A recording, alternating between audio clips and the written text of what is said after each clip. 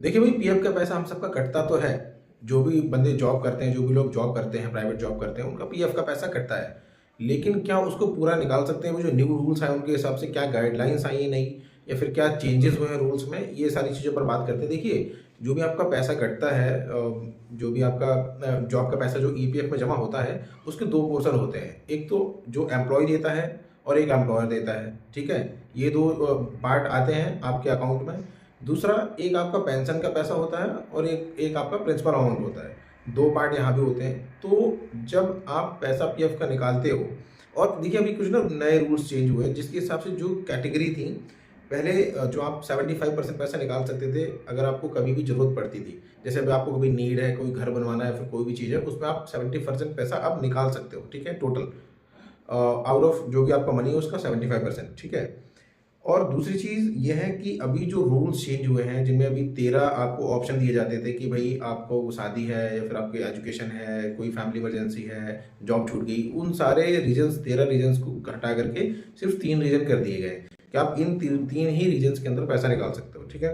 अभी जो सबसे पहला रीजन है वो है कि एसेंशियल नीड्स का, यानी कि आपको कोई बहुत ज़रूरत के लिए चाहिए पैसा, कि समझ लो आपको एक व्हील चेयर खरीदनी है, या फिर कोई ऐसा काम करना है जो कि बहुत ज़रूरी है घर के लिए, फैमिली के लिए, तो आप उस कंडीशन में पैसा निकाल सकते हो, ठीक है? जो दूसरा कैटेगरी आता है वो आता है कि एजुकेशन, सॉरी, जो सेकंड आता है वो आता है कि आपको एसेंशियल नीड्स के लिए, जो आपको पहला था। और दूसरा हो गया हाउस परचेज के लिए, ठीक है? हाउस नीड्स के लिए हो गया, जैसे कि आपको घर खरीदना है, या फिर आपको अपने लोन की ईएमआई पे करनी है, इन सब चीज़ों के लिए जो सेकंड है वो आपका रीजन दे दिया गया है। तीसरा जो आपका जो रीजन रहेगा वो रहेगा स्पेशल सर्कमस्टेंसेस, जैसे कि आपकी खेती बर्बाद हो गई, तूफान आ गया, भूकंप आ गया, तो इस तरह के स्पेशल जो है कि सर्कमस्टेंसेस हो गए। तो इन 3 कैटेगरी के अंदर सारी चीज़ें आएँगी। अब इसमें क्या रहेगा कि जो फर्स्ट वाला एसेंशियल न्यूज़, उसमें एजुकेशन भी आता है कि आपको एजुकेशन के लिए चाहिए या फिर किस चीज़ के लिए चाहिए। तो देखिए, आपका सपोज़ आपके पास टोटल 1 लाख रुपीज़ आपका जो पीएफ है, टोटल मिला के पेंशन और आपका जो फंड अमाउंट है, दोनों मिला करके टोटल 1 लाख रुपीज़ है, तो उसका आप सिर्फ 75% निकाल सकते हो, यानी कि सिर्फ 75,000 रुपये निकाल सकते हो, ठीक है? और अगर आपको पूरा पैसा निकालना है तो आप 2 ही कंडीशन में निकाल सकते हो, कि जब आपका रिटायरमेंट हो जाए, या फिर आपकी जॉब 12 महीने तक नहीं लगती, या फिर आपके अकाउंट में जो पैसा है वो 12 महीने तक रेगुलरली जमा नहीं होता है एक भी बारी, तो आप पूरा पैसा विथड्रॉ कर सकते हो। लेकिन जो अभी नए रूल्स आए हैं उनके हिसाब से ये रहता है कि भाई आप सिर्फ 75% पैसा निकाल लोगे, बाकी 25% आपको जो है कि पेंशन के रूप में जमा रहेगा, आपको उसको कंटिन्यू करना पड़ेगा, या कर सकते हो।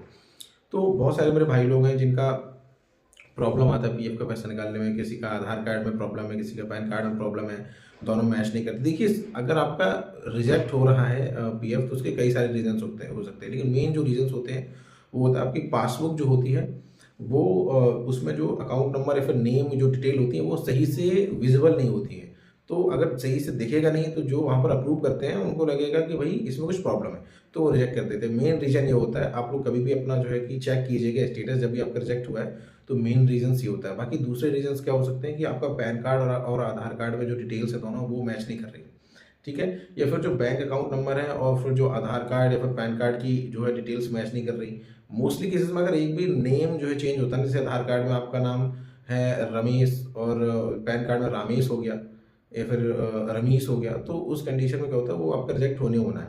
तो पहले सारी चीज़ें चेक कीजिए आप कि क्यों आपका जो है कि पीएफ रिजेक्ट हो रहा है, और फिर उसके ऊपर काम कीजिए। अगर किसी को पीएफ नहीं निकल रहा है, तो मैं सर्विस भी प्रोवाइड करा दूँ पीएफ वगैरह निकालने की। अगर किसी का पीएफ नहीं निकल रहा है, बहुत टाइम से फंसा हुआ है, तो मेरे को कमेंट कीजिए, मैं आपको नंबर दूंगा अपना, और वहाँ से आप अपना पीएफ का जो भी प्रॉब्लम है वो इशू रिजॉल्व करवा सकते हो। अगर आपको विड्रॉ एडवांस में करना है तो वो भी आप कर सकते हो। अगर आपको पूरा पैसा निकालना है तो उसके लिए भी प्रोसेस हो जाता है। तो मैं ये सर्विस भी प्रोवाइड करवाता हूँ, जो है कि पीएफ पैसा निकालने के लिए। तो अगर किसी को इमरजेंसी है या फिर पीएफ का पैसा नहीं निकल रहा, तो ज़रूर से मुझे कमेंट कीजिए। मैं जो है अपनी डिटेल आपको कमेंट सेक्शन में ही प्रोवाइड करा दूँगा, नंबर वगैरह, फिर मैसेज के थ्रू। तो उसके बाद हम ये कर सकते हैं। नॉमिनल सी फीस है, कोई ज़्यादा फीस नहीं है। अगर आपका पैसा नहीं निकल रहा है, सच में नीड है, तो आप मुझे कमेंट कीजिए। Thank you.